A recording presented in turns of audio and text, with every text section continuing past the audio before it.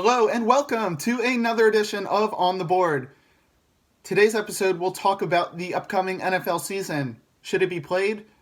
Should it be played but delayed? Should fans be allowed, and if so, how many? A lot of questions to be answered and a lot of time in which to answer them.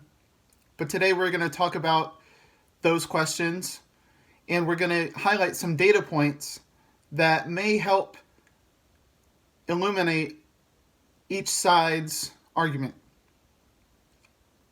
16 weeks from now, the NFL is set to have started their 2020 season. September 13th is the first full day in which NFL games are set to be played. And will they be played on time? As far as we know, right now, today, yes. Troy Vincent came out recently and said that the NFL is expecting to play with full stadiums unless medical professionals tell them otherwise. And that's a big statement, even if it doesn't happen. A lot of leagues have been extremely cautious, and I'm not saying the NFL isn't cautious, but they've been more bold than most. And so to say something like that means they're thinking about it.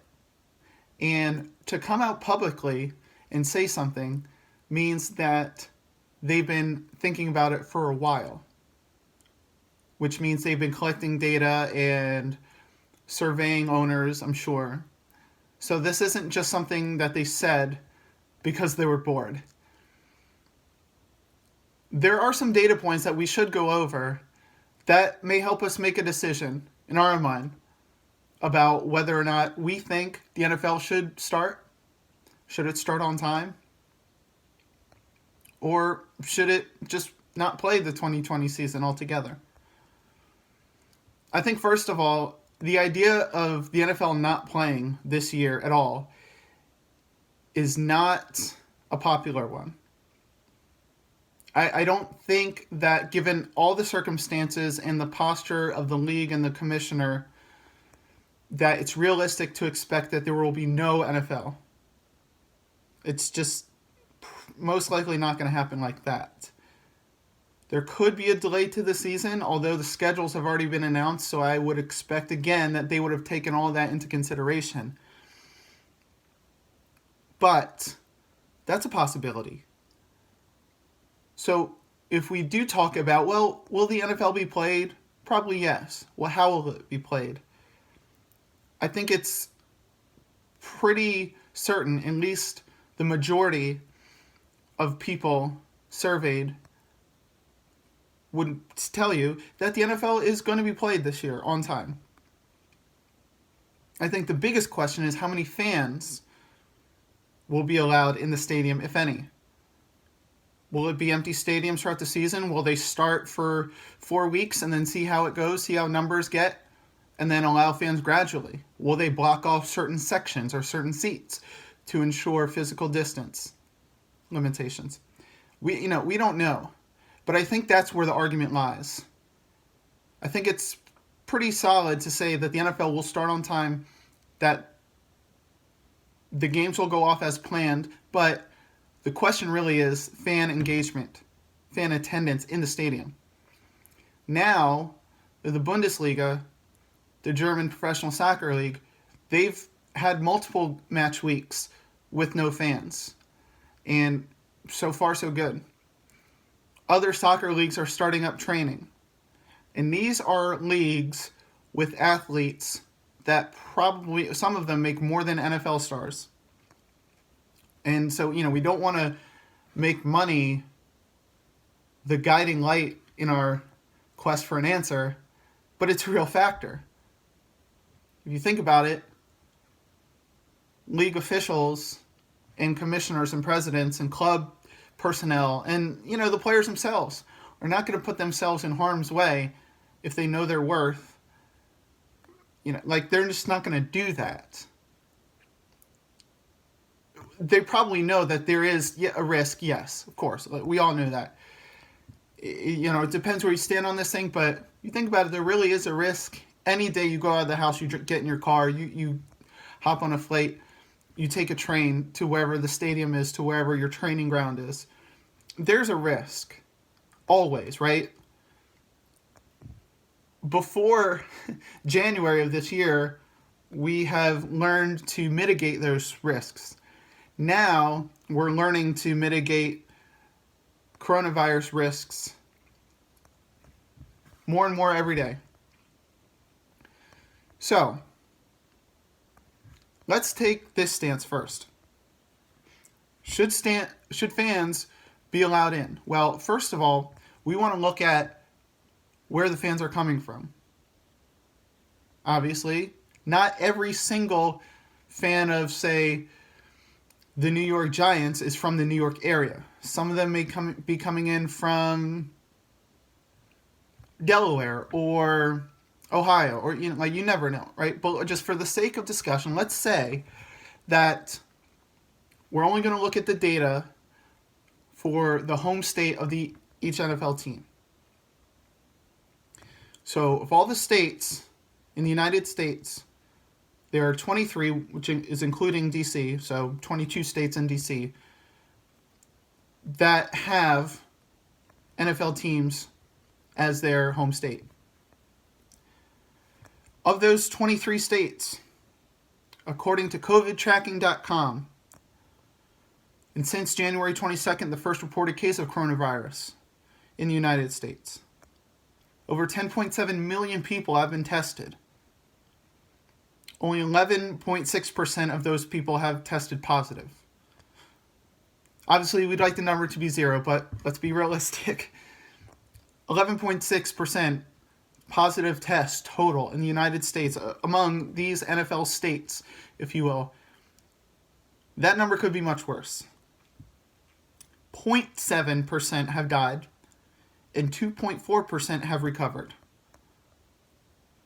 So again, all the states that host NFL teams, 10.7 million people have been tested. Only 11.6% have tested positive. So 88.4% of people tested in NFL states since this whole thing has started, it has come back negative, which is obviously very good. Of those 11.6% that have tested positive, 2.4% have recovered and 0.7% have died.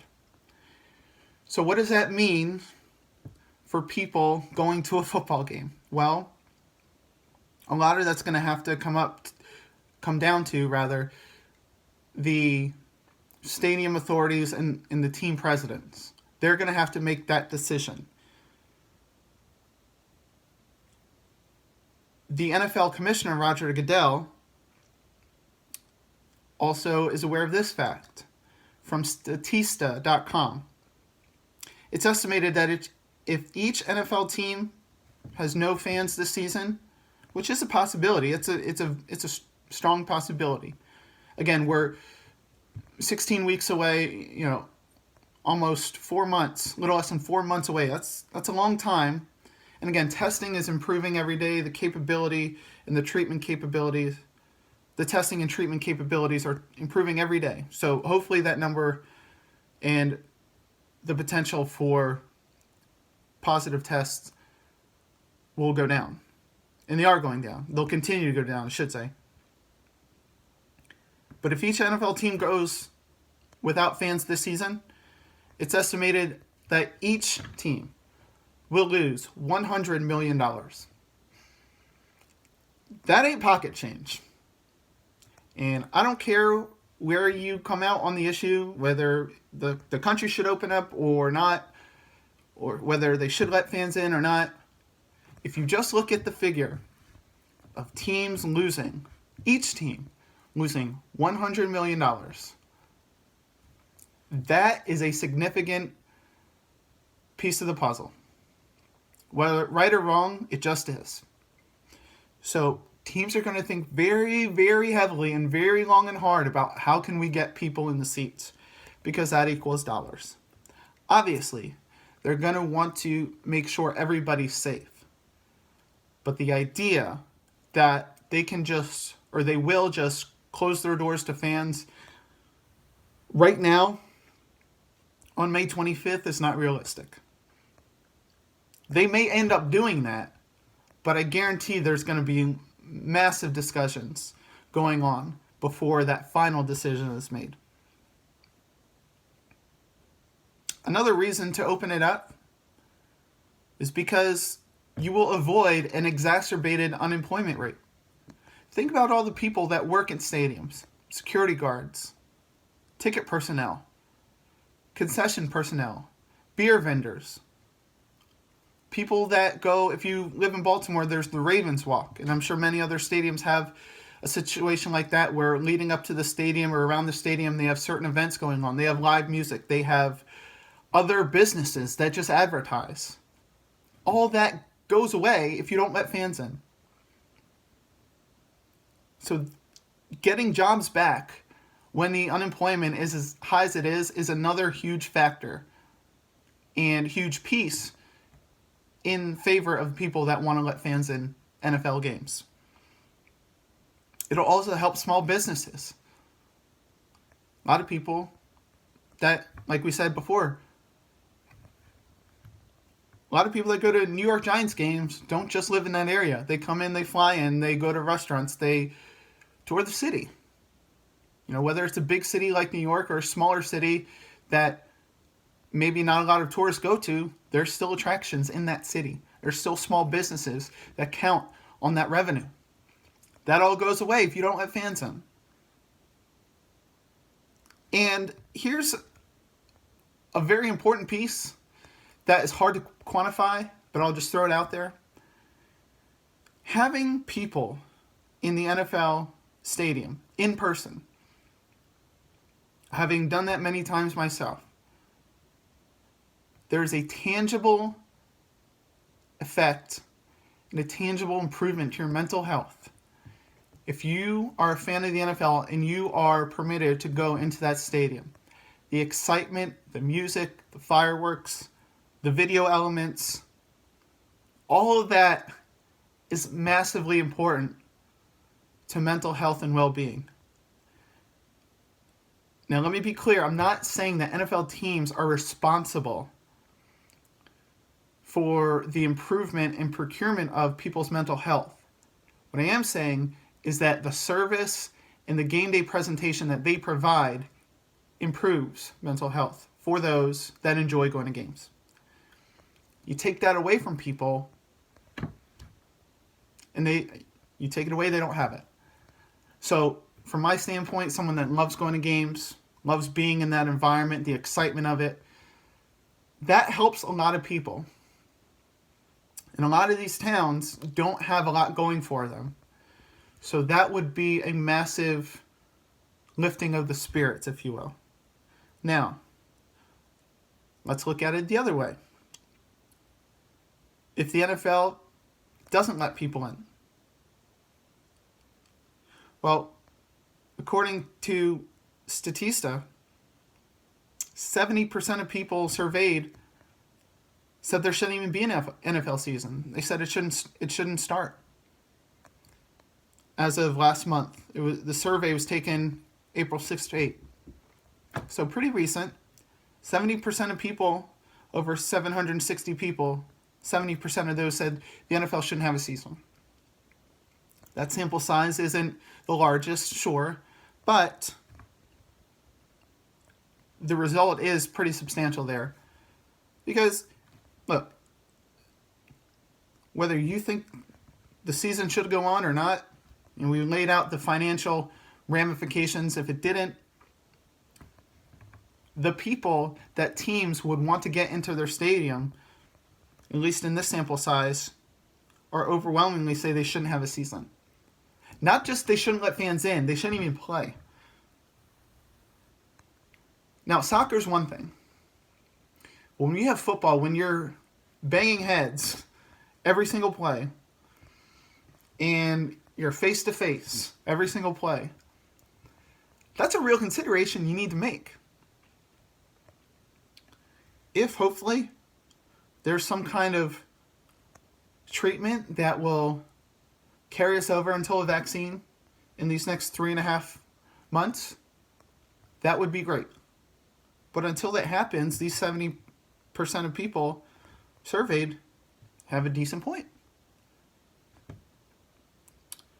Now, if the NFL resumes, could it be delayed?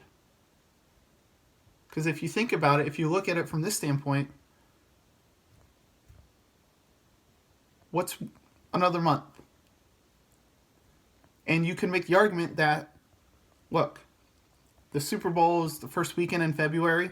If it's the first weekend in March, weather's going to be better. There's less of an offseason next year, which retains the momentum of the excitement from the previous season from the league standpoint. Yes, there's less preparation for teams, but as we've seen in these last few months, many teams and coaches have come out and say that they had no idea how much good could be done away from the facility, how much work they could get done at home. That is another real possibility. So again, I don't think canceling the season is right, and I don't think it's going to happen like that. I think the options are to delay it, which I think would be the last option from my standpoint, given the data. You could start it on time with no fans, which I think right now is the leader in the clubhouse, or you could start it on time with fans. I wonder what teams are going to do because, again, the potential to lose $100 million or more is a very real consideration. You're talking about a massive amount of money. And even if you go, say, you delay the season a month, you're talking about potentially losing 2, maybe 3 home games out of 8 home games that each team has. That's a ton of money. So ultimately, the decision is going to need to be made by the NFL commissioner and governors around the country. It's right, like that part hasn't changed. They were always going to have to make this decision, but in light of this data, I think it's a good idea to try to get it going as soon as possible, as long as it's safe, because if you don't, look, if we don't have the NFL, and if you follow sports, the NFL right now is on top, has been for a while, and will continue to be for a while. If you don't have that, people's frame of mind and their employment is only going to stay flat at best. A lot of people look to the NFL. I mean, look at yesterday. Tiger Woods, Phil Mickelson, Tom Brady, Peyton Manning played a golf match for charity. They raised $20 million. People tuned in. It was rated very well. That was a pro-am golf match. Imagine what Ravens Steelers or Patriots Dolphins or Packers Vikings could get on whatever week those games take place. Now, imagine if you don't have that. Imagine Thanksgiving comes around and you don't have 3 games to watch. Again, like, we're talking about a luxury, yes, but we're also talking about something that is very unique, and it has a rare power to not solve everything. And that's not what I'm saying. I'm saying it has the ability to spark us and to get things going again, from a business standpoint, from an emotional standpoint, and just from a social standpoint.